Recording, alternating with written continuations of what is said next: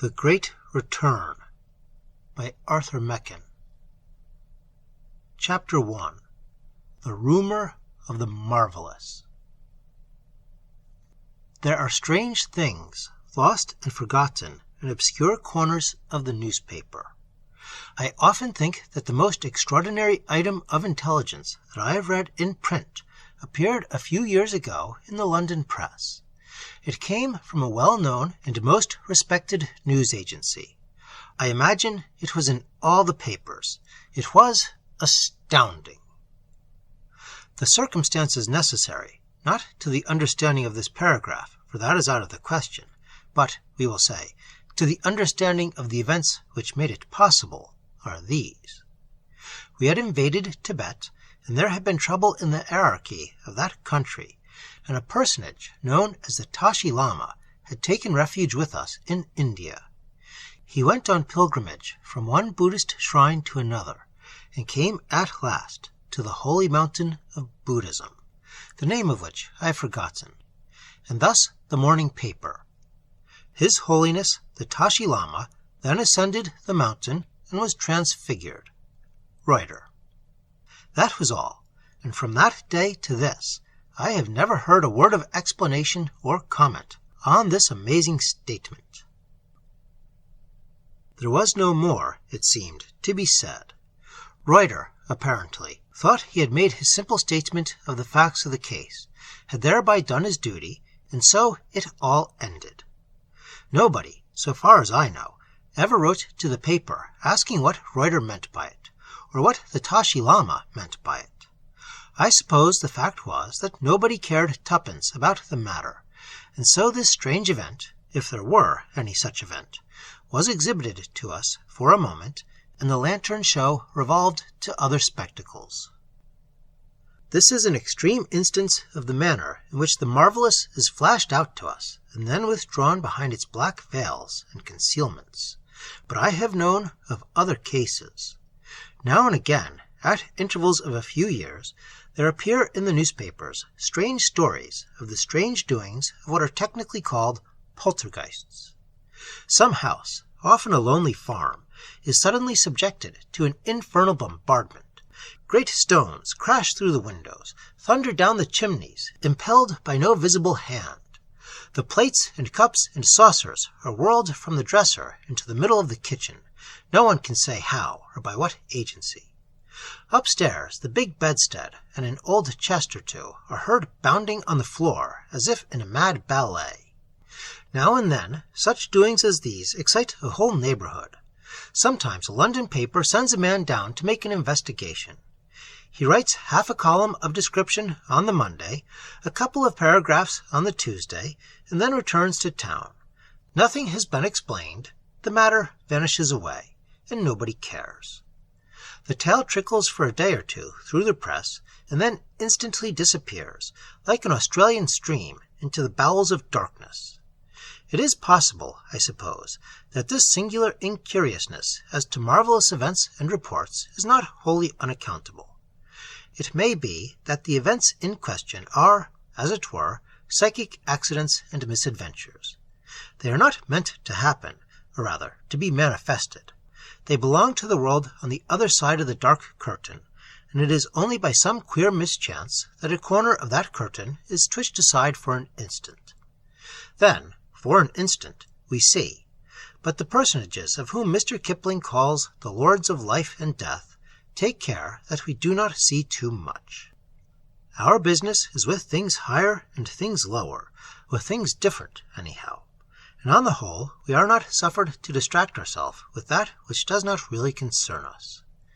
The transfiguration of the Lama and the tricks of the poltergeist are evidently no affairs of ours. We raise an uninterested eyebrow and pass on, to poetry or to statistics. Be it noted, I am not professing any fervent personal belief in the reports to which I have alluded.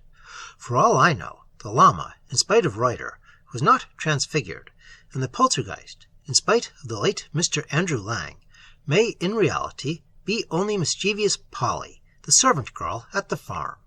And to go farther, I do not know that I should be justified in putting either of these cases of the marvellous in line with the chance paragraph that caught my eye last summer, for this had not, on the face of it at all events, anything wildly out of the common. Indeed, I dare say that I should not have read it, should not have seen it, if it had not contained the name of a place which I had once visited, which had then moved me in an odd manner that I could not understand. Indeed, I am sure that this particular paragraph deserves to stand alone, for even if the poltergeist be a real poltergeist, it merely reveals the psychic whimsicality of some region that is not our region. There were better things, and more relevant things, behind the few lines dealing with Llantrisant, the little town by the sea in Arfenshire. Not on the surface, I must say, for the cutting, I have preserved it, reads as follows. Llantrisant. The season promises very favorably. Temperature of the sea yesterday at noon, 65 degrees. Remarkable occurrences are supposed to have taken place at the recent revival. The lights have not been observed lately. The Crown. The Fisherman's Rest. The style was odd, certainly. Knowing a little of newspapers, I could see that the figure called, I think, tmesis, or cutting, had been generously employed. The exuberances of the local correspondent had been pruned by a Fleet Street expert. And these poor men are often hurried. But what did those lights mean? What strange matters had the vehement blue pencil blotted out and brought to naught? That was my first thought, and then, thinking still of Llantrisant, and how I had first discovered it and found it strange, I read the paragraph again, and was saddened almost to see, as I thought, the obvious explanation. I had forgotten for the moment that it was wartime, that scares and rumors and terrors about traitorous signals and flashing lights were current everywhere by land and sea. Someone, no doubt, had been watching innocent farmhouse windows and thoughtless fanlights of lodging-houses. These were the lights that had not been observed lately. I found out afterwards that the Llantrisant correspondent had no such treasonous lights in his mind, but something very different. Still, what do we know? He may have been mistaken. The great rose of fire that came over the deep may have been the port light of a coasting ship. Did it shine at last from the old chapel on the headland? Possibly, or possibly it was the doctor's lamp at Sangraal, some miles away. I have had wonderful opportunities lately of analyzing the marvels of lying, conscious and unconscious, and indeed, almost incredible feats in this way can be performed. If I incline to the less likely explanation of the lights at Llantrisant, it is merely because this explanation seems to me to be altogether congruous with the remarkable occurrences of the newspaper paragraph. After all, if rumor and gossip and hearsay are crazy things to be utterly neglected and laid aside, on the other hand, evidence is evidence, and when a couple of reputable surgeons assert, as they do assert in the case of Olwen Phillips, Croswen, Llantrisant, that there has been a kind of resurrection of the body, it is merely foolish to say that these things don't happen. The girl was a mass of tuberculosis. She was within a few hours of death. She is now full of life. And so, I do not believe that the rose of fire was merely a ship's light, magnified and transformed by dreaming Welsh sailors. But now I am going forward too fast. I have not dated the paragraph, so I cannot give the exact day of its appearance, but I think it was somewhere between the 2nd and 3rd week of June. I cut it out partly because it was about Llantrisant, partly because of the remarkable occurrences. I have an appetite for these matters, though I also have this misfortune that I require evidence before I am ready to credit them, and I have a sort of lingering hope that some day I shall be able to elaborate some scheme or theory of such things. But in the meantime, as a temporary measure, I hold what I call the doctrine of the jigsaw puzzle. That is, this remarkable occurrence, and that and the other, may be, and usually are, of no significance. Coincidence and chance and unsearchable causes will now and again make clouds that are undeniably fiery dragons, and potatoes that resemble eminent statesmen exactly and minutely in every feature, and rocks that are like eagles and lions. All this is nothing. It is when you get your set of odd shapes and find that they fit into one another, and at last that they are but parts of a large design, it is then that research grows interesting and indeed amazing. It is then that one queer form confirms the other, that the whole plan displayed justifies, corroborates, explains each separate piece. So it was within a week or 10 days after I had read the paragraph about Llantrisant and had cut it out, that I got a letter from a friend who was taking an early holiday in those regions. "You will be interested," he wrote, "to hear that they have taken to ritualistic practices at Llantrisant. I went into the church the other day, and instead of smelling like a damp vault as usual, it was positively reeking with incense." I knew better than that. The old parson was a firm evangelical. He would rather have burnt sulphur in his church than incense any day. So I could not make out this report at all, and went down to Arfin a few weeks later, determined to investigate this and any other remarkable occurrence at Llantrisant. Chapter 2. Odours of Paradise. I went down to Arfin in the very heat and bloom and fragrance of the wonderful summer that they were enjoying there. In London there was no such weather. It rather seemed as if the horror and fury of the war had mounted to the very skies and were there reigning. In the mornings the sun burnt down upon the city with a heat that scorched and consumed. But then the clouds, heavy and horrible, would roll together from all quarters of the heavens, and early in the afternoon air would darken, and a storm of thunder and lightning, and a furious hissing rain would fall upon the streets. Indeed, the torment of the world was in the London weather. The city wore a terrible vesture. Within our hearts was dread. Without, we were clothed in black clouds and angry fire. It is certain that I cannot show in any words the utter peace of that Welsh coast to which I came. One sees, I think, in such a change, a figure of the passage from the disquiets and the fears of earth to the peace of paradise. A land that seemed to be in a holy, happy dream, a sea that changed all the while from olivine to emerald, from emerald to sapphire, from sapphire to amethyst, that washed in white foam at the bases of the firm grey rocks, and about the huge crimson bastions that hid the western bays and inlets of the waters. To this land I came, and to hollows that were purple and odorous with wild thyme, wonderful with many tiny exquisite flowers. There was benediction in Centauri, pardon in Eyebright, joy in Lady's Slipper. And so the weary eyes were refreshed, looking now at the little flowers and the happy bees about them, now on the magic mirror of the deep, changing from marvel to marvel with the passing of the great white clouds, with the brightening of the sun. And the ears, torn with jangle and racket and idle empty noise, were soothed and comforted by the ineffable, unutterable, unceasing murmur, as the tides swam to and fro, uttering mighty, hollow voices in the caverns of the rocks. For 3 or 4 days I rested in the sun, and smelt the savour of the blossoms and of the salt water, and then, refreshed, I remembered that there was something queer about Llantrisant that I might as well investigate.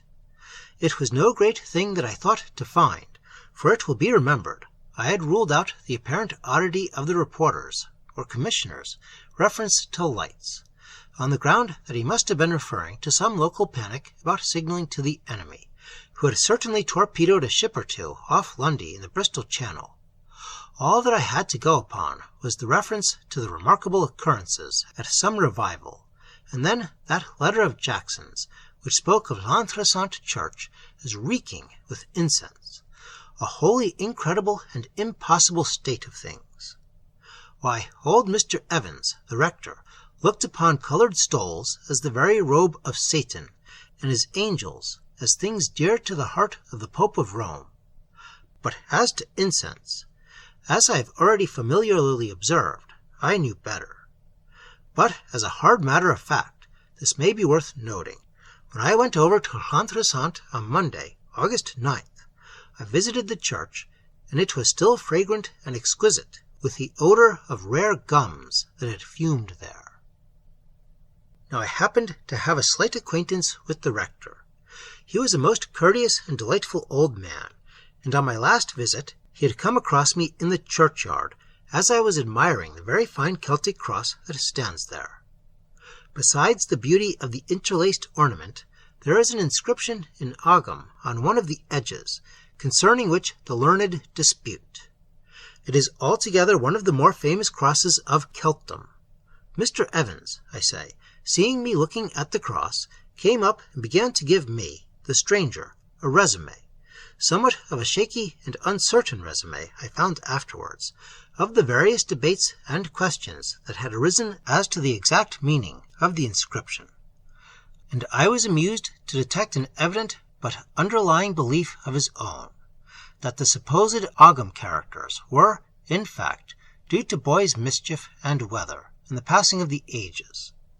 But then I happened to put a question as to the sort of stone which the cross was made, and the rector brightened amazingly. He began to talk geology, and, I think, demonstrated that the cross, or the material for it, must have been brought to Llantrisant from the southwest coast of Ireland. This struck me as interesting, because it was curious evidence of the migration of the Celtic saints, whom the rector, I was delighted to find, looked upon as good Protestants, though shaky on the subject of crosses. And so, with concessions on my part, we got on very well. Thus, with all this to the good, I was emboldened to call upon him. I found him altered.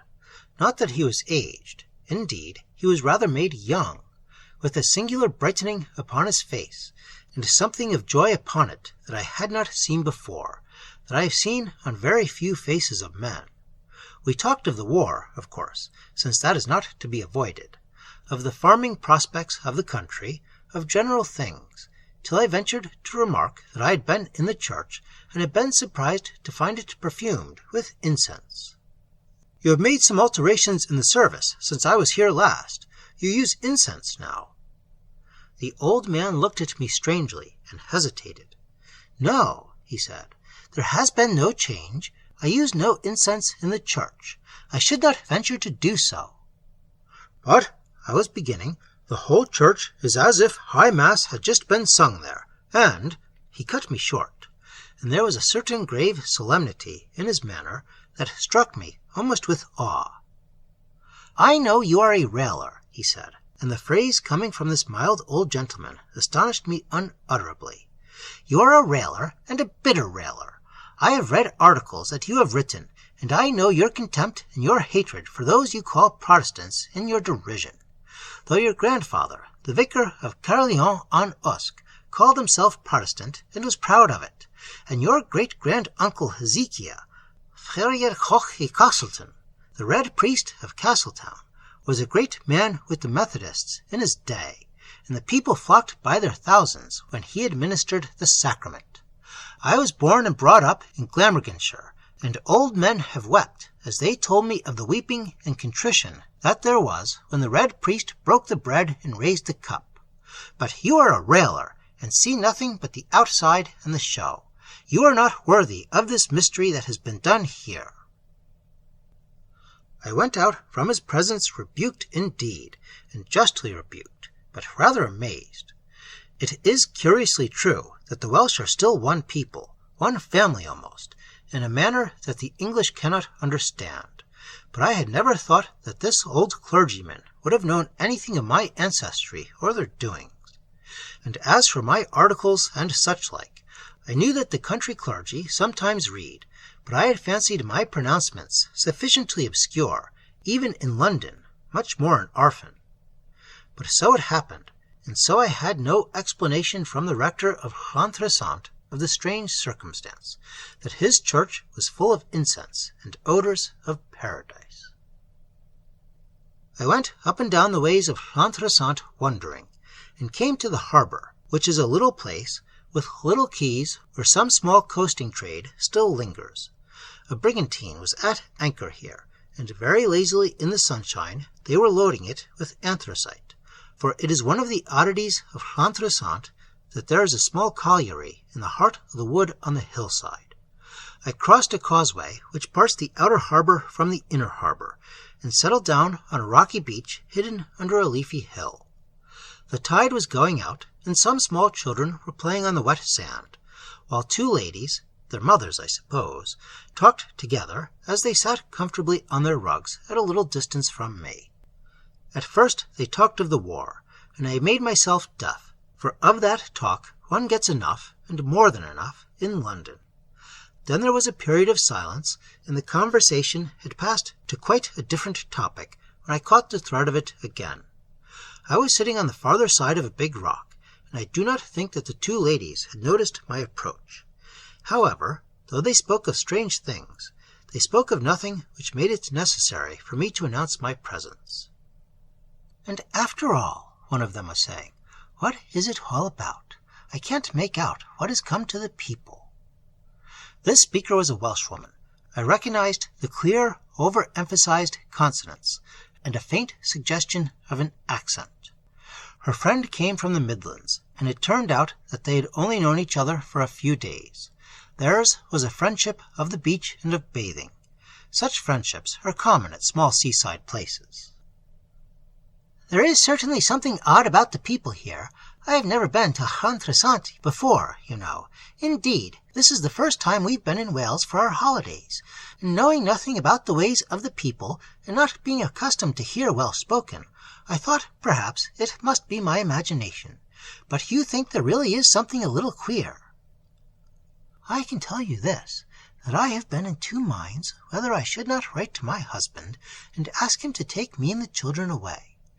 You know where I am at Mrs. Morgan's, and the Morgans' sitting-room is just the other side of the passage, and sometimes they leave the door open so that I can hear what they say quite plainly, and you see I understand the Welsh, though they don't know it, and I hear them saying the most alarming things." "What sort of things?" "Well, indeed, it sounds like some kind of religious service, but it's not Church of England, I know that. Old Morgan begins it, and the wife and children answer. Something like, 'Blessed be God for the messengers of paradise. Blessed be his name for paradise in the meat and in the drink. Thanksgiving for the old offering. Thanksgiving for the appearance of the old altar. Praise for the joy of the ancient garden. Praise for the return of those who have been long absent,' and all that sort of thing. It is nothing but madness." "Depend upon it," said the lady from the Midlands, "there's no real harm in it. They're dissenters, some new sect, I dare say. You know some dissenters are very queer in their ways." "All that is like no dissenters that I have ever known in all my life whatever," replied the Welsh lady somewhat vehemently, with a very distinct intonation of the land. "And have you heard them speak of the bright light that shone at midnight from the church?" Chapter 3. A Secret in a Secret Place. Now here was I, altogether at a loss and quite bewildered. The children broke into the conversation of the two ladies and cut it short, just as the midnight lights from the church came on the field, and when the little girls and boys went back again to the sands, whooping, the tide of talk had turned, and Mrs. Harland and Mrs. Williams were quite safe and at home with Janie's measles, and a wonderful treatment for infantile earache, as exemplified in the case of Trevor. There was no more to be got out of them, evidently, so I left the beach, crossed the harbour causeway, and drank beer at the Fisherman's Rest till it was time to climb up 2 miles of deep lane and catch the train for Pembroke, where I was staying.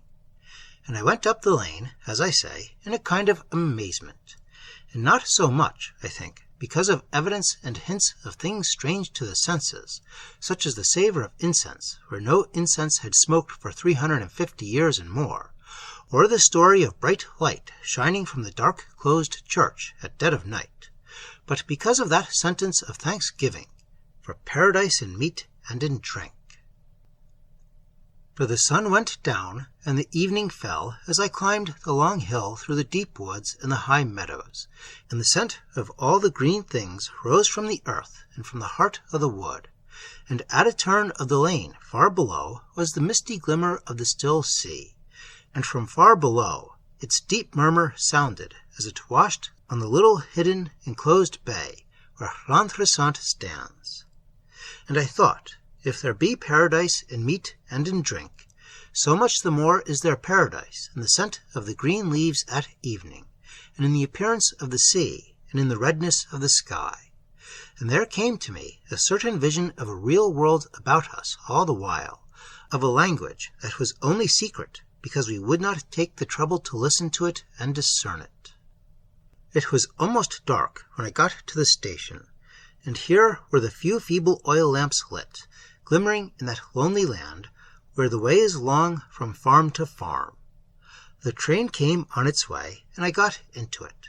And just as we moved from the station, I noticed a group under one of those dim lamps. A woman and her child had got out, and they were being welcomed by a man who had been waiting for them. I had not noticed his face as I stood on the platform, but now I saw it as he pointed down the hill towards Llantrisant, and I think I was almost frightened. He was a young man, a farmer's son, I would say, dressed in rough brown clothes, and as different from old Mr. Evans, the rector, as one man might be from another.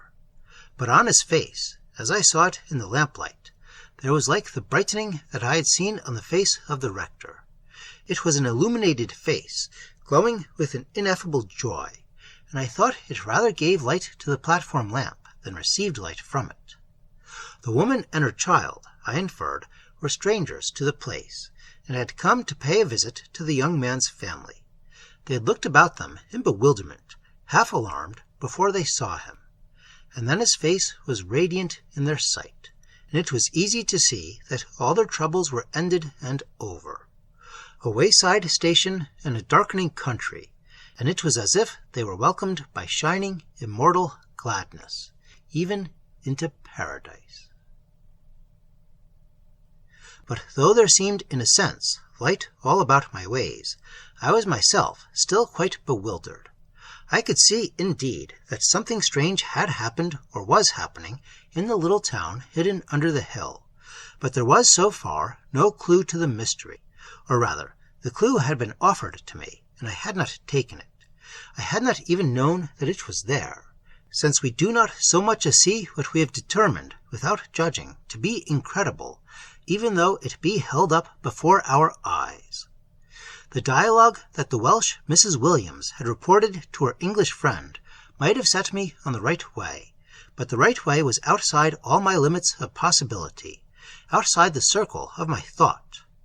The paleontologist might see monstrous, significant marks in the slime of a river-bank, but he would never draw the conclusions that his own peculiar science would seem to suggest to him. He would choose any explanation rather than the obvious, since the obvious would also be the outrageous, according to our established habit of thought, which we deem final. The next day I took all these strange things with me for consideration to a certain place that I knew of, not far from Pembroke. I was now in the early stages of the jigsaw process, or rather, I had only a few pieces before me, and, to continue the figure, my difficulty was this, that though the markings on each piece seemed to have design and significance, yet I could not make the wildest guess as to the nature of the whole picture of which these were the parts. I had clearly seen that there was a great secret. I had seen that on the face of the young farmer on the platform of Llantrisant station, and in my mind there was all the while the picture of him going down the dark, steep, winding lane that led to the town and the sea, going down through the heart of the wood, with light about him. But there was bewilderment in the thought of this, and in the endeavor to match it with the perfumed church, and the scraps of talk that I had heard, and the rumor of midnight brightness. And though Pembroke is by no means populous, I thought I would go to a certain solitary place called the Old Camphead, which looks towards Cornwall and to the great deeps that roll beyond Cornwall to the far ends of the world. A place where fragments of dreams, they seemed such then, might perhaps be gathered into the clearness of vision. It was some years since I had been to the head, and I had gone on that last time and on a former visit by the cliffs, a rough and difficult path. Now I chose a landward way, which the county map seemed to justify, though doubtfully, as regarded the last part of the journey. So I went inland and climbed the hot summer by-roads, till I came at last to a lane which gradually turned turfy and grass-grown, and then, on high ground, ceased to be. It left me at a gate in a hedge of old thorns, and across the field beyond there seemed to be some faint indications of a track. One would judge that sometimes men did pass by that way, but not often. It was high ground, but not within sight of the sea. But the breath of the sea blew about the hedge of thorns, and came with a keen savour to the nostrils. The ground sloped gently from the gate, and then rose again to a ridge, where a white farmhouse stood all alone. I passed by this farmhouse, threading an uncertain way, followed a hedgerow doubtfully, and saw suddenly before me the old camp, and beyond it the sapphire plain of waters, and the mist where the sea and sky met. Steep from my feet the hill fell away, a land of gorse-blossom, red gold and mellow, of glorious purple heather. It fell into a hollow that went down, shining with rich green bracken, to a glimmering sea. And before me and beyond the hollow rose a height of turf, bastioned at the summit with the awful age-old walls of the old camp, green rounded circumvallations, wall within wall, tremendous with their myriad years upon them. Within these smoothed green mounds, looking across the shining and changing of the waters in the happy sunlight, I took out the bread and cheese and beer that I had carried in a bag, and ate and drank and lit my pipe, and set myself to think over the enigmas of Llantrisant. And I had scarcely done so, when a good deal to my annoyance, a man came climbing up over the green ridges, and took up his stand close by, and stared out to sea. He nodded to me, and began with, "Fine weather we're having for the harvest," in the approved manner, and so sat down and engaged me in a net of talk. He was of Wales, it seemed, but from a different part of the country, and was staying for a few days with relations, at the white farmhouse which I had passed on my way. His tale of nothing flowed on to his pleasure and my pain, till he fell suddenly on Llantrisant and its doings. I listened then with wonder, and here is his tale condensed, though it must be clearly understood that the man's evidence was only second-hand. He had heard it from his cousin, the farmer. So, to be brief, it appeared that there had been a long feud at Llantrisant between a local solicitor, Louis Prothero, we will say, and a farmer named James. There had been a quarrel about some trifle, which had grown more and more bitter as the two parties forgot the merits of the original dispute, and by some means or other, which I could not well understand, the lawyer had got the small freeholder under his thumb. James, I think, had given a bill of sale in a bad season, and Prothero had bought it up, and the end was that the farmer was turned out of the old house and was lodging in a cottage. People said he would have to take a place on his own farm as a labourer. He went about in dreadful misery, piteous to see. It was thought by some that he might very well murder the lawyer if he met him. They did meet in the middle of the market-place at Llantrisant one Saturday in June. The farmer was a little black man, and he gave a shout of rage, and the people were rushing at him to keep him off Prothero. "And then," said my informant, "I will tell you what happened. This lawyer, as they tell me, he is a great big brawny fellow, with a big jaw and a wide mouth, and a red face and red whiskers. And there he was in his black coat and his high hard hat, and all his money at his back, as you may say. And, indeed, he did fall down on his knees in the dust, there in the street in front of Philip James, and everyone could see that terror was upon him. And he did beg Philip James's pardon, and beg of him to have mercy, and he did implore him, by God and man and the saints of paradise. And my cousin, John Jenkins, Penmoir, he do tell me that the tears were falling from Louis Prothero's eyes like the rain, and he put his hand into his pocket and drew out the deed of Panterios, Philip James's old farm that was, and did give him the farm back, and £100 for the stock that was on it, and £200, all in notes of the bank, for amendment and consolation. And then, from what they do tell me, all the people did go mad, crying and weeping and calling out all manner of things at the top of their voices. And at last, nothing would do but that they must all go up to the churchyard, and there Philip James and Louis Prothero, they swear friendship to one another for a long age before the cross, and everyone sings praises. And my cousin, he do declare to me that there were men standing in that crowd that he never did see before in Llantrisant in all his life, and his heart was shaken within him as if he had been in a whirlwind. I had listened to all this in silence.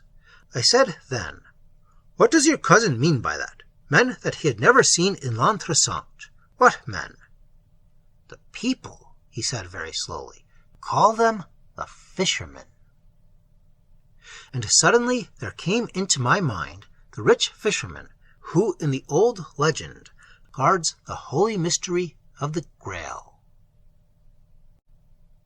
Chapter 4.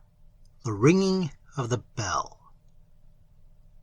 So far I have not told the story of the things of Llantrisant, but rather the story of how I stumbled upon them and among them, perplexed and wholly astray, seeking but yet not knowing at all what I sought, bewildered now and again by circumstances which seemed to me wholly inexplicable, devoid not so much of the key to the enigma, but of the key to the nature of the enigma.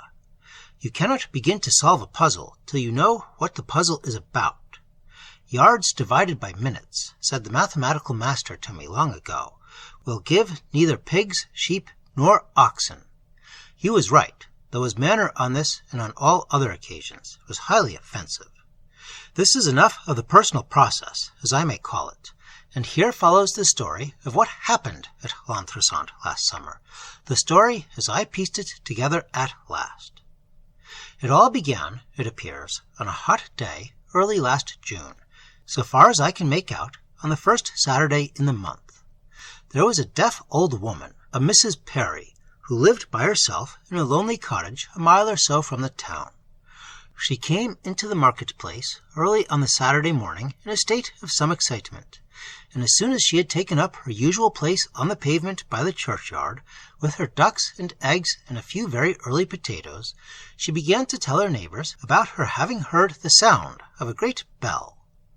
The good women on each side smiled at one another behind Mrs. Perry's back, for one had to bawl into her ear before she could make out what one meant. And Mrs. Williams, penny-coyed, bent over and yelled, "What bell should that be, Mrs. Perry? There's no church near you up at Penrheo." "Do you hear what nonsense she talks?" said Mrs. Williams in a low voice to Mrs. Morgan, as if she could hear any bell whatever. "What makes you talk nonsense yourself?" said Mrs. Perry, to the amazement of the two women. "I can hear a bell as well as you, Mrs. Williams, and as well as your whispers either." And there is the fact, which is not to be disputed, though the deductions from it may be open to endless disputations. This old woman, who had been all but stone deaf for 20 years, the defect had always been in her family, could suddenly hear on this June morning as well as anybody else, and her two old friends stared at her, and it was some time before they had appeased her indignation and induced her to talk about the bell. It had happened in the early morning, which was very misty. She had been gathering sage in her garden, high on a round hill looking over the sea, and there came in her ears a sort of throbbing and singing and trembling, as if there were music coming out of the earth. And then something seemed to break in her head, and all the birds began to sing and make melody together, and the leaves of the poplars round the garden fluttered in the breeze that rose from the sea, and the cock crowed far off at Twean, and the dog barked down in Chemist Valley. But above all these sounds, unheard for so many years, there thrilled the deep, enchanting note of the bell, like a bell and a man's voice singing at once. They stared again at her, and at one another. "Where did it sound from?" asked one. "It came sailing across the sea," answered Mrs. Parry quite composedly, "and I did hear it, coming nearer and nearer to the land." "Well, indeed," said Mrs. Morgan. "It was a ship's bell, then, though I can't make out why they would be ringing like that." "It was not ringing on any ship, Mrs. Morgan," said Mrs. Parry. "Then where do you think it was ringing?" "In Odours," replied Mrs. Parry. Now that means in paradise, and the two others changed the conversation quickly. They thought that Mrs. Parry had got back her hearing suddenly. Such things did happen now and then, and that the shock had made her a bit queer. And this explanation would no doubt have stood its ground if it had not been for other experiences. Indeed, the local doctor, who had treated Mrs. Parry for a dozen years, not for her deafness, which he took to be hopeless and beyond cure, but for a tiresome and recurrent winter cough, sent an account of the case to a colleague at Bristol, suppressing, naturally enough, the reference to paradise. The Bristol physician gave it as his opinion that the symptoms were absolutely what might have been expected. "You have here, in all probability," he wrote, "the sudden breaking down of an old obstruction in the oral passage, and I should quite expect this process to be accompanied by tinnitus of a pronounced and even violent character." But for the other experiences, as the morning wore on and drew to noon, High Market, and to the utmost brightness of that summer day, all the stalls and the streets were full of rumours and of odd faces. Now from one lonely farm, now from another, men and women came and told the story of how they had listened in the early morning with thrilling hearts to the thrilling music of a bell that was like no bell they had ever heard before, and it seemed that many people in the town had been roused, they knew not how, from sleep, waking up, as one of them said, as if bells were ringing and the organ playing, and a choir of sweet voices singing all together. There were such melodies and songs that my heart was full of joy. And a little past noon, some fishermen who had been out all night returned, and brought a wonderful story into the town of what they had heard in the mist. And one of them said he had seen something go by at a little distance from his boat. It was all golden and bright, he said, and there was glory about it. Another fisherman declared, there was a song upon the water that was like heaven. And here I would say in parenthesis that on returning to town I sought out a very old friend of mine, a man who has devoted a lifetime to strange and esoteric studies. I thought that I had a tale that would interest him profoundly, but I found that he heard me with a good deal of indifference. And at this very point of the sailor's stories I remember saying, "Now what do you make of that? Don't you think it's extremely curious?" He replied, "I hardly think so. Possibly the sailors were lying. Possibly it happened as they say. Well, that sort of thing has always been happening." I give my friend's opinion. I make no comment on it. Let it be noted that there was something remarkable as to the manner in which the sound of the bell was heard, or supposed to be heard. There are, no doubt, mysteries in sounds as in all else.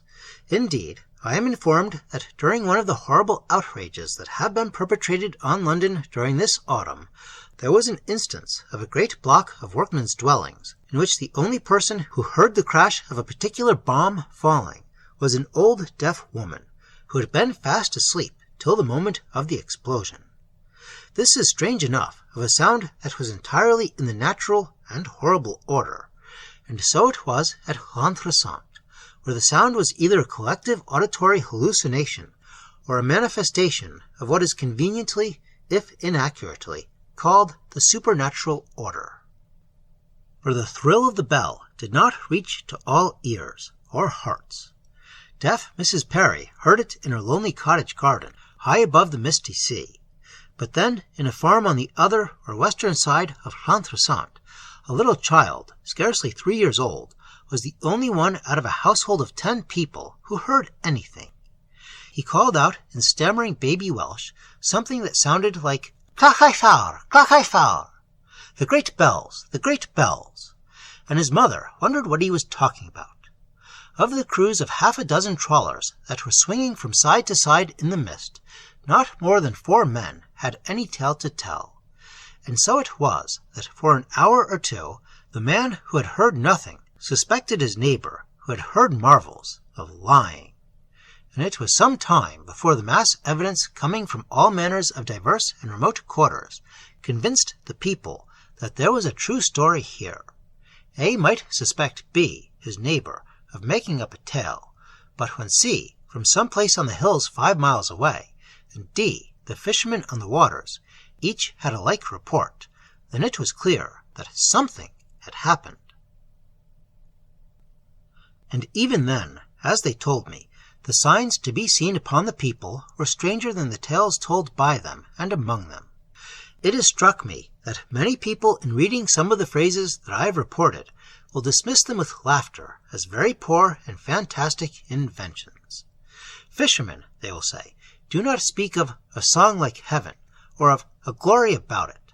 And I dare say this would be a just enough criticism if I were reporting English fishermen. But, odd though it may be, Wales has not yet lost the last shreds of the grand manner. And let it be remembered also that in most cases such phrases are translated from another language, that is, from the Welsh. So they come trailing, let us say, fragments of the cloud of glory in their common speech. And so, on this Saturday, they began to display, uneasily enough in many cases, their consciousness that the things that were reported were of their ancient right and former custom. The comparison is not quite fair, but conceive Hardy's old Derbyfield suddenly waking up from long slumber to find himself in a noble 13th century hall, waited on by kneeling pages, smiled on by sweet ladies in silken coutardis. So by evening time there had come to the old people the recollection of stories that their fathers had told them as they sat round the hearth of winter nights, 50, 60, 70 years ago, stories of the wonderful bells of Llantrisant, that had sailed across the glassy seas from Sion, that was called a portion of paradise. And the sound of its ringing was like the perpetual choir of the angels. Such things were remembered by the old and told to the young that evening, in the streets of the town and in the deep lanes that climbed far hills. The sun went down to the mountain red with fire like a burnt offering. The sky turned violet, the sea was purple, as one told another of the wonder that had returned to the land after long ages. Chapter 5. The Rose of Fire.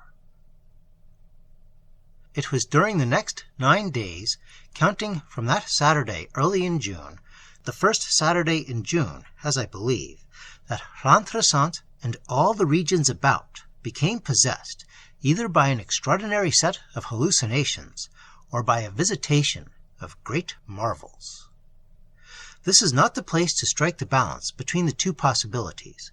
The evidence is, no doubt, readily available. The matter is open to systematic investigation. But this may be said. The ordinary man, in the ordinary passages of his life, accepts in the main the evidence of his senses, and is entirely right in doing so. He says that he sees a cow, that he sees a stone wall, and that the cow and the stone wall are there. This is very well for all the practical purposes of life.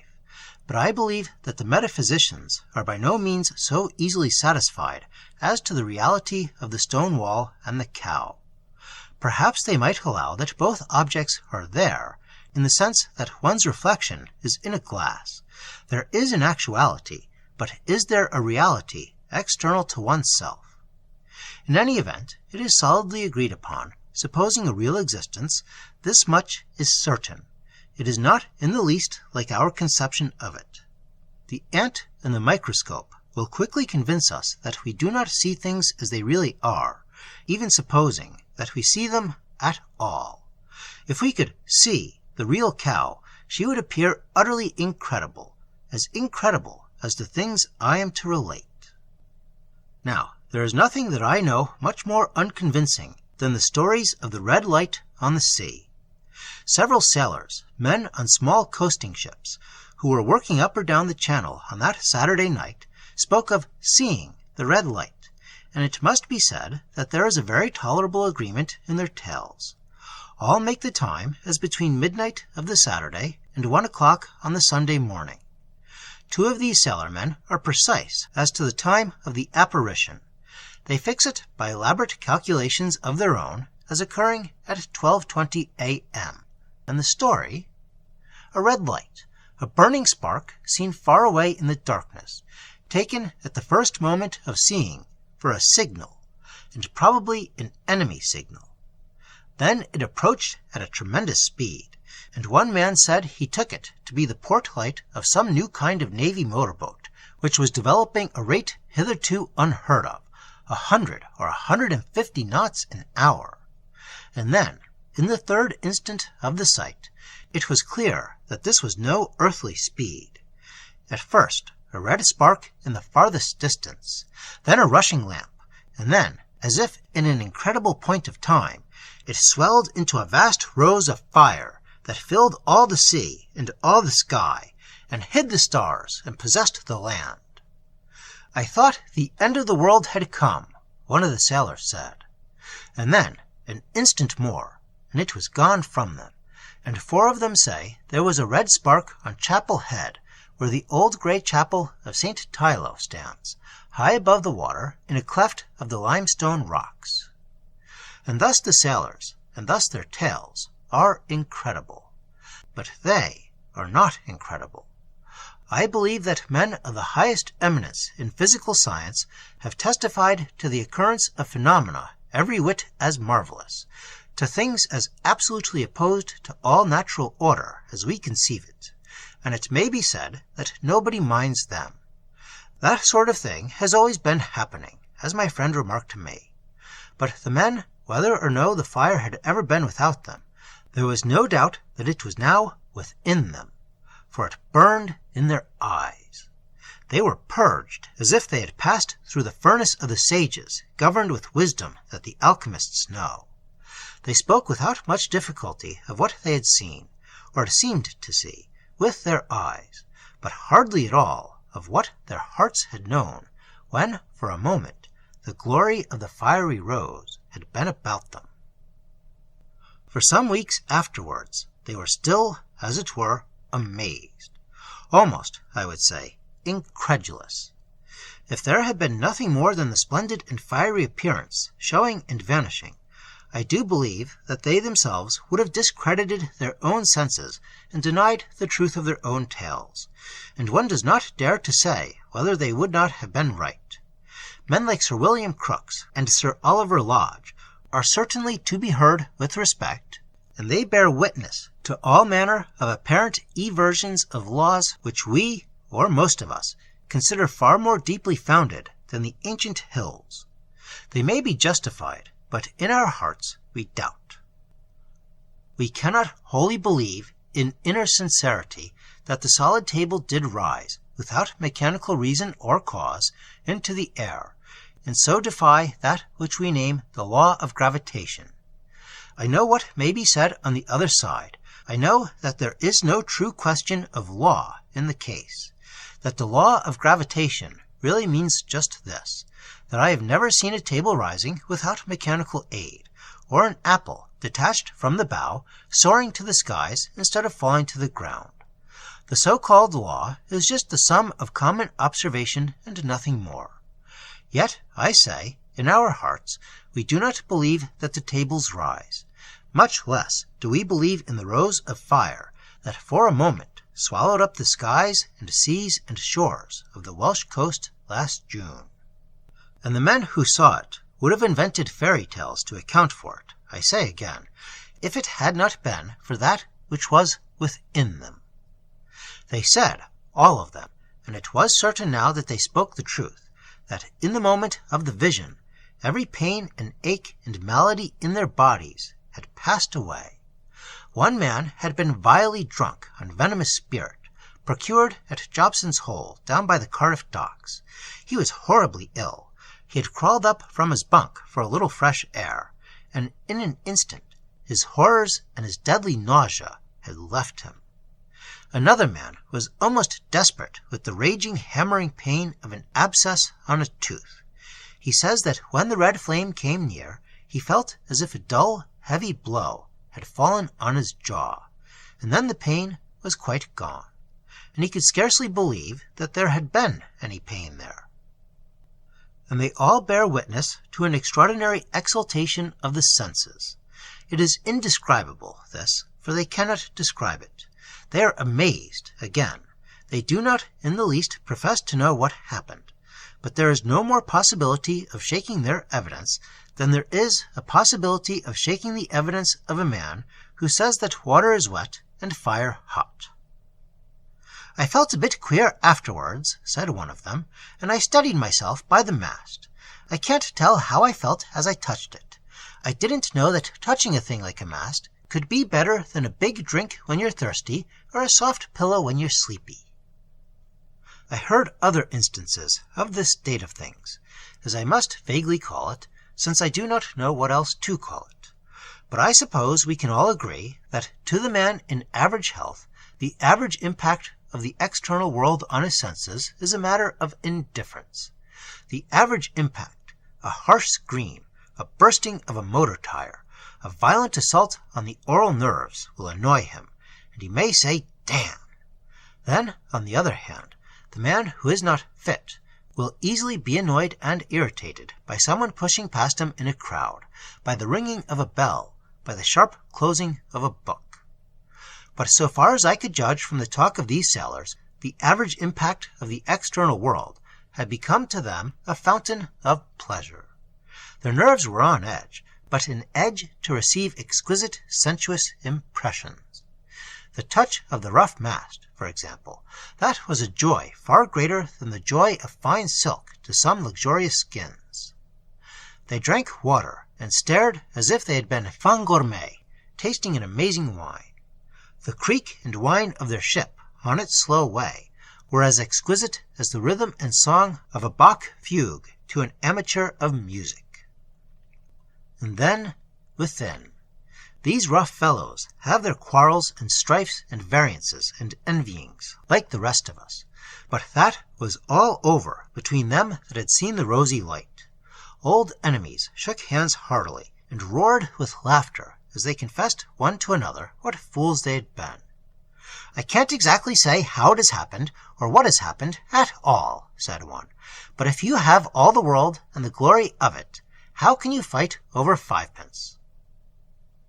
The church of Llantrisant is a typical example of a Welsh parish church, before the evil and horrible period of Restoration. This lower world is a palace of lies, and of all foolish lies there is none more insane than a certain vague fable about the medieval Freemasons, a fable which somehow imposed itself upon the cold intellect of Hallam, the historian. The story is, in brief, that throughout the Gothic period, at any rate, the art and craft of church-building were executed by wandering guilds of Freemasons, possessed of various secrets of building and adornment, which they employed wherever they went. If this nonsense were true, the Gothic of Cologne would be as the Gothic of Cone, and the Gothic of Arles would be like to the Gothic of Abingdon. It is so grotesquely untrue that almost every county, let alone every country, has its distinctive style in Gothic architecture. Arfan is in the west of Wales. Its churches have marks and features which distinguish it from the churches in the east of Wales.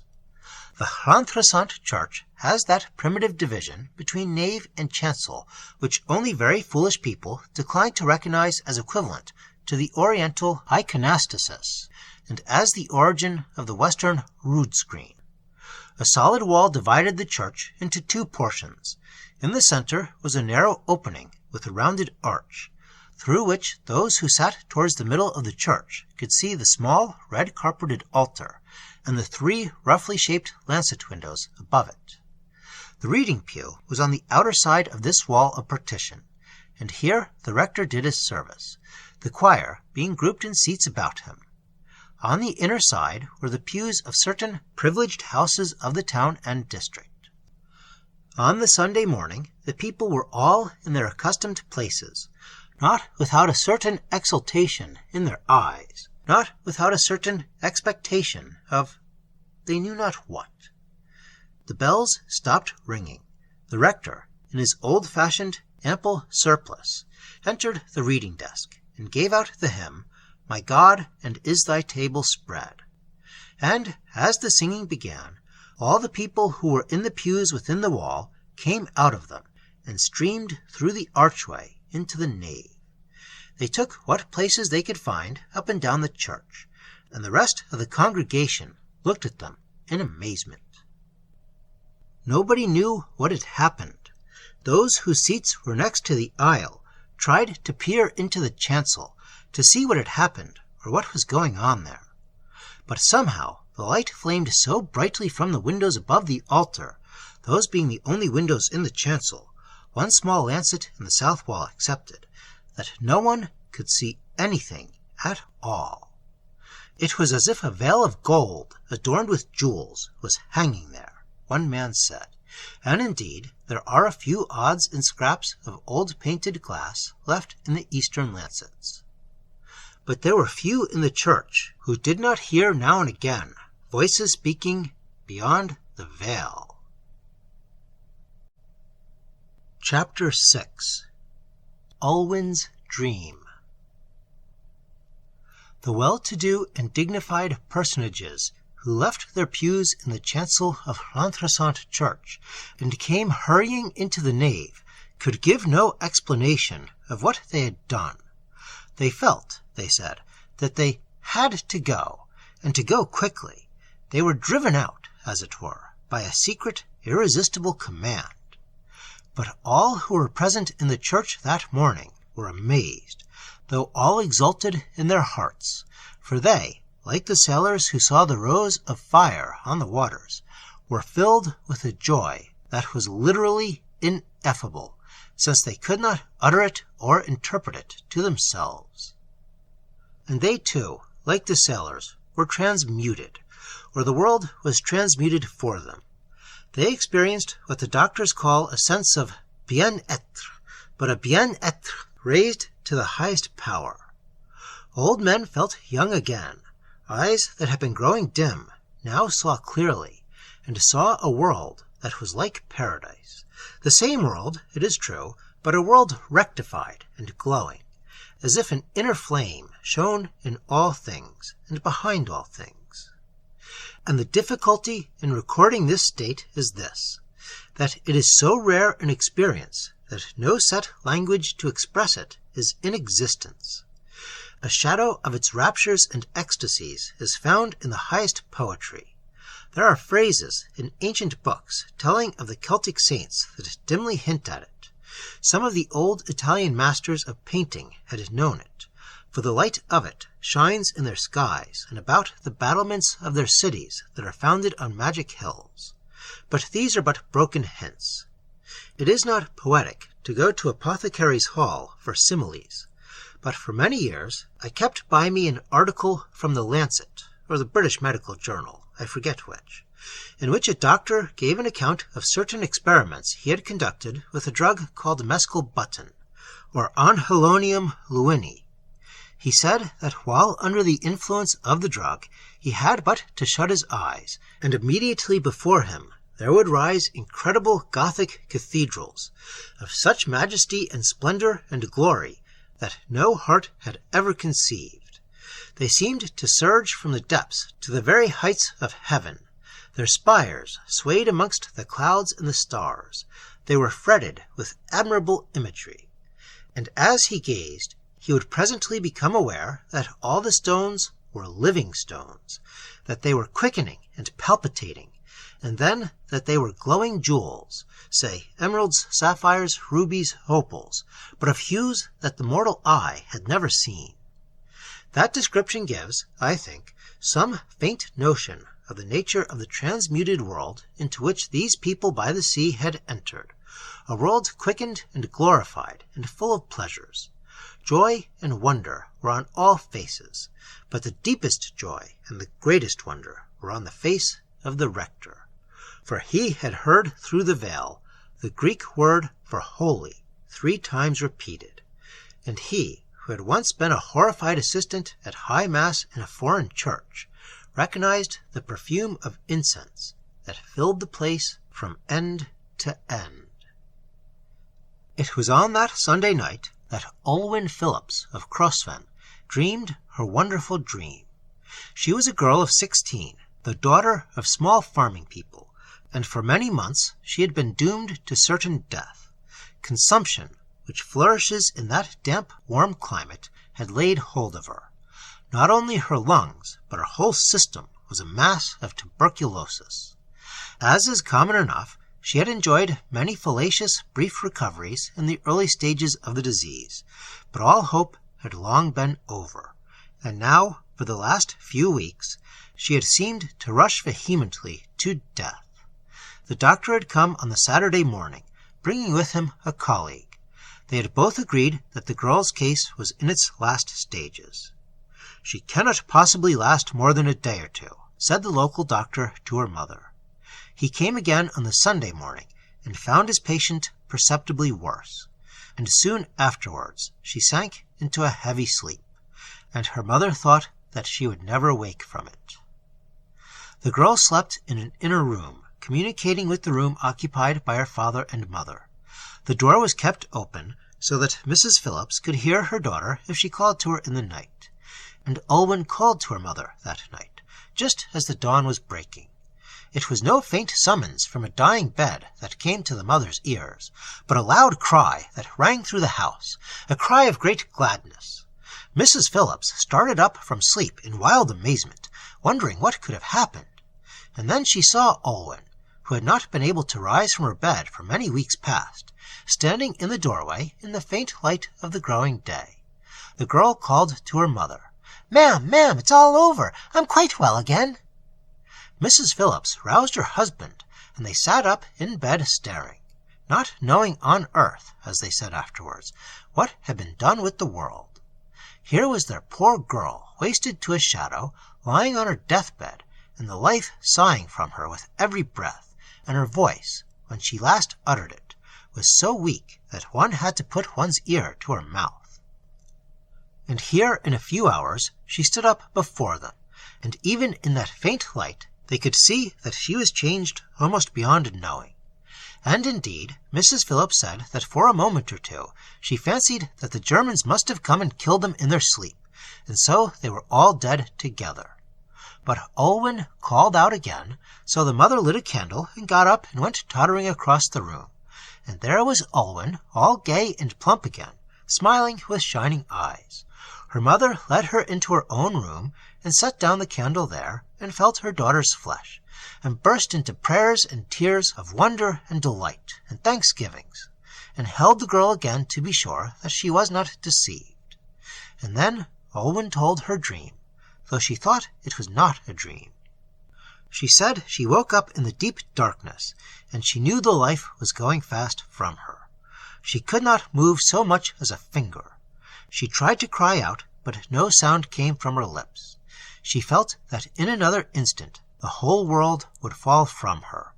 Her heart was full of agony, and as the last breath was passing her lips, she heard a very faint, sweet sound, like the tinkling of a silver bell. It came from far away, from over by Tenuith. She forgot her agony and listened, and even then, she says, she felt the swirl of the world as it came back to her, and the sound of the bell swelled and grew louder, and it thrilled all through her body, and the life was in it. And as the bell rang and trembled in her ears, a faint light touched the wall of her room and reddened, till the whole room was full of rosy fire. And then she saw standing before her bed 3 men in blood-colored robes with shining faces, and one man held a golden bell in his hand, and the second man held up something shaped like the top of a table. It was like a great jewel, and it was of a blue color, and there were rivers of silver and of gold running through it and flowing as quick streams flow, and there were pools in it, as if violets had been poured out into water, and then it was green as the sea near the shore, and then it was the sky at night, with all the stars shining, and then the sun and the moon came down and washed in it. And the third man held up high above this a cup that was like a rose on fire. There was a great burning in it, and a dropping of blood in it, and a red cloud above it. And I saw a great secret, and I heard a voice that sang 9 times, Glory and praise to the conqueror of death, to the fountain of life immortal. Then the red light went from the wall, and it was all darkness, and the bell rang faint again by Capeltilo, and then I got up and called to you. The doctor came on the Monday morning with the death certificate in his pocket-book, and Olwen ran out to meet him. I have quoted his phrase in the first chapter of this record, a kind of resurrection of the body. He made a most careful examination of the girl. He has stated that he found every trace of disease had disappeared. He left on the Sunday morning a patient entering into the coma that precedes death, a body condemned utterly and ready for the grave. He met at the garden gate on the Monday morning a young woman in whom life sprang up like a fountain, in whose body life laughed and rejoiced, as if it had been a river flowing from an unending well. Now this is the place to ask one of those questions. There are many such, which cannot be answered. The question is as to the continuance of tradition, more especially as to the continuance of tradition among the Welsh Celts of today. On the one hand, such waves and storms have gone over them. The wave of the heathen Saxons went over them, then the wave of Latin medievalism, then the waters of Anglicanism, last of all the flood of their queer Calvinistic Methodism, half Puritan, half pagan. It may well be asked whether any memory can possibly have survived such a series of deluges. I have said that the old people of Llantrisant had their tales of the Bell of Tylosant, but these were but vague and broken recollections. And then there is the name by which the strangers, who are seen in the marketplace, were known. That is more precise. Students of the Grail legend know that the keeper of the Grail in the romances is the king fisherman, or the rich fisherman. Students of Celtic hagiology know that it was prophesied before the death of Dewi, or David, that he should be a man of aquatic life. That another legend tells how a little child, destined to be a saint, was discovered on a stone in the river, how through his childhood a fish for his nourishment was found on that stone every day, while another saint, Elar, if I remember, was expressly known as the fisherman. But has the memory of all this persisted in the church-going and chapel-going people of Wales at the present day? It is difficult to say. There is the affair of the healing cup of Nant Eos, or Tregaron healing cup, as it is also called. It is only a few years ago since it was shown to a wandering harper, who treated it lightly, and then spent a wretched night, as he said, and came back penitently, and was left alone with the sacred vessel to pray over it, till his mind was at rest. That was in 1887. Then, for my part, I only know modern Wales on the surface, I am sorry to say. I remember 3 or 4 years ago speaking to my temporary landlord of certain relics of St. Tylo, which are supposed to be in the keeping of a particular family in that country. The landlord is a very jovial, merry fellow, and I observed with some astonishment that his ordinary, easy manner was completely altered, as he said, gravely, "That will be over there, up by the mountain," pointing vaguely to the north, and he changed the subject, as a Freemason changes the subject. There the matter lies, and its appositeness to the story of Llantrisant is this, that the dream of Olwen Phillips was, in fact, the vision of the Holy Grail. Chapter 7. The Mass of the Sangraal. Faria duir Melchizedek! Faria duir Melchizedek! Shouted the old Calvinistic Methodist deacon with the grey beard. Priesthood of Melchizedek! Priesthood of Melchizedek! And he went on. The bell that is like Igluis or Angel im Haradus. The joy of the angels in paradise is returned. The altar that is of a colour that no men can discern is returned. The cup that came from Sion is returned. The ancient offering is restored. The 3 saints have come back to the church of the Llantrisant. The 3 holy fishermen are amongst us, and their net is full. Gogoniant, gogoniant, glory, glory. Then another Methodist began to recite in Welsh a verse from Wesley's hymn. God still respects thy sacrifice. Its savour sweet doth always please. The offering smokes through earth and skies, diffusing life and joy and peace. To these thy lower courts it comes, and fills them with divine perfumes. And the whole church was full, as the old books tell, of the odour of the rarest spiceries. There were lights shining within the sanctuary, through the narrow archway. This was the beginning of the end of what befell at Llantrisant, for it was the Sunday after that night on which Olwen Phillips had been restored from death to life. There was not a single chapel of the dissenters open in the town that day.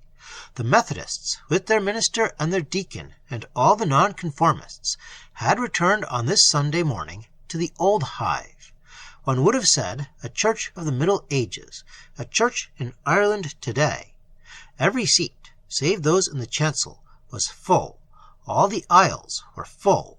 The churchyard was full. Everyone on his knees, and the old rector kneeling before the door into the holy place. Yet they can say but very little of what was done beyond the veil. There was no attempt to perform the usual service. When the bells had stopped, the old deacon raised his cry, and priest and people fell down on their knees as they thought they heard a choir within singing Alleluia, Alleluia, Alleluia. And as the bells in the tower ceased ringing, there sounded the thrill of the bell from Sion, and the golden veil of sunlight fell across the door into the altar, and the heavenly voices began their melodies. A voice like a trumpet cried from within the brightness, Agios, Agios, Agios.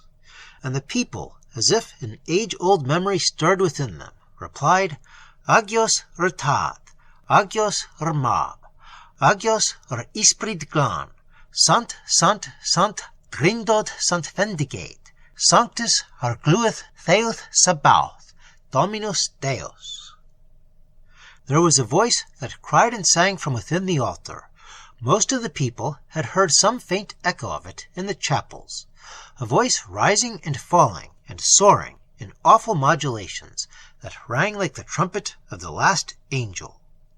The people beat upon their breasts.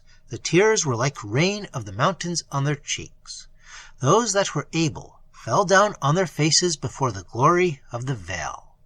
They said afterwards that men of the hills, 20 miles away, heard that cry and that singing, rushing upon them on the wind, and they fell down on their faces, and cried, The offering is accomplished, knowing nothing of what they said. There were a few who saw 3 come out of the door of the sanctuary, and stand for a moment on the pace before the door. These 3 were dyed in vesture, red as blood. One stood before 2, looking to the west, and he rang the bell. And they say that all the birds of the wood, and all the waters of the sea, and all the leaves of the trees, and all the winds of the high rocks, uttered their voices with the ringing of the bell. And the second and the third, they turned their faces one to another. The second held up the lost altar that they once called Sapphirus, which was like the changing of the sea and of the sky, and like the immixture of gold and silver. And the third heaved up high over the altar a cup that was red with burning and the blood of the offering. And the old rector cried aloud before the entrance, Bendigade offen, en osoisoth. Blessed be the offering unto the age of ages. And then the Mass of the Sangraal was ended, and then began the passing out of that land of the holy persons and holy things that had returned to it after the long years. It seemed indeed to many that the thrilling sound of the bell was in their ears for days, even for weeks, after that Sunday morning. But thenceforth neither bell nor altar nor cup was seen by anyone, not openly, that is, but only in dreams by day and by night. Nor did the people see the strangers again in the market of Llantrisant, nor in the lonely places where certain persons oppressed by great affliction and sorrow had once or twice encountered them. But that time of the visitation will never be forgotten by the people. Many things happened in the 9 days that have not been set down in this record or legend. Some of them were trifling matters, though strange enough in other times. Thus a man in the town, who had a fierce dog that was always kept chained up, found one day that the beast had become mild and gentle. And this is stranger. Edward Davies of Llantrisant, a farmer, was roused from sleep one night by a queer yelping and barking in his yard. He looked out of the window and saw his sheep-dog playing with a big fox. They were chasing each other by turns, rolling over and over one another, "cutting such capers as I did never see the like," as the astonished farmer put it. And some of the people said that during this season of wonder the corn shot up, and the grass thickened, and the fruit was multiplied on the trees in a very marvellous manner. More important, it seemed, was the case of Williams the grocer, though this may have been a purely natural deliverance. Mr. Williams was to marry his daughter Mary to a smart young fellow from Carmarthen, and he was in great distress over it. Not over the marriage itself, but because things had been going very badly with him for some time, and he could not see his way to giving anything like the wedding entertainment that would be expected of him. The wedding was to be on the Saturday. That was the day on which the lawyer Louis Prothero and the farmer Philip James were reconciled. And this John Williams, without money or credit, could not think how shame would not be on him for the meagreness and poverty of the wedding feast. And then on the Tuesday came a letter from his brother, David Williams, Australia, from whom he had not heard for 15 years. And David, it seemed, had been making a great deal of money, and was a bachelor, and here was with his letter a paper good for £1,000. You may as well enjoy it now as wait till I am dead. This was enough, indeed, one might say, but hardly an hour after the letter had come, the lady from the big house, Place Mauer, drove up in all her grandeur, and went into the shop and said, "Mr. Williams, your daughter Mary has always been a very good girl, and my husband and I feel that we must give her some little thing on her wedding, and we hope she'll be very happy." It was a gold watch worth £15, and after Lady Watkin advances the old doctor with a dozen of port, 40 years upon it, and a long sermon on how to decant it. And the old rector's wife brings to the beautiful dark girl 2 yards of creamy lace, like an enchantment, for her wedding veil, and tells Mary how she wore it for her own wedding 50 years ago. And the squire, Sir Watkin, as if his wife had not been already with a fine gift, calls from his horse, and brings out Williams, and barks like a dog at him. "Going to have a wedding, eh, Williams? Can't have a wedding without champagne, you know. Wouldn't be legal, don't you know? So look out for a couple of cases." So Williams tells the story of the gifts, and certainly there was never so famous a wedding in Llantrisant before. All this, of course, may have been altogether in the natural order. The glow, as they call it, seems more difficult to explain. For they say that all through the 9 days, and indeed after the time had ended, there never was a man weary or sick at heart in Llantrisant, or in the country round it. For if a man felt that his work of the body or the mind was going to be too much for his strength, then there would come to him of a sudden a warm glow and a thrilling all over him, and he felt strong as a giant, and happier than he had ever been in his life before, so that lawyer and hedger each rejoiced in the task that was before him, as if it were sport and play. And much more wonderful than this, or any other wonders, was forgiveness, with love to follow it. There were meetings of old enemies in the marketplace and in the street that made people lift up their hands and declare that it was as if one walked the miraculous streets of Sion. But as to the phenomena, the occurrences for which, in ordinary talk, we should reserve the word miraculous, well, what do we know? The question that I have already stated comes up again as to the possible survival of old tradition in a kind of dormant or torpid semi-conscious state. In other words, did the people see and hear what they expected to see and hear? This point, or one similar to it, occurred in a debate between Andrew Lang and Anatole France as to the vision of Joan of Arc. Monsieur France stated that when Joan saw Saint Michael, she saw the traditional archangel of the religious art of her day. But to the best of my belief, Andrew Lang proved that the visionary figure Joan described was not in the least like the 15th century conception of Saint Michael. So, in the case of Llantrisant, I have stated that there was a sort of tradition about the Holy Bell of Llantrisant, and it is, of course, barely possible that some vague notion of the Graal cup may have reached even Welsh country folks through Tennyson's ideals. But so far, I see no reason to suppose that these people had ever heard of the portable altar, called Sapphirus in William of Malmesbury, or of its changing colors that no man could discern. And then there are the other questions of the distinction between hallucination and vision, of the average duration of one and the other, and of the possibility of collective hallucination. If a number of people all see, or think they see, the same appearances, can this be merely hallucination? I believe there is a leading case on the matter, which concerns a number of people seeing the same appearance on a church wall in Ireland. But there is, of course, this difficulty, that one may be hallucinated and communicate his impression to the others telepathically. But at the last, what do we know?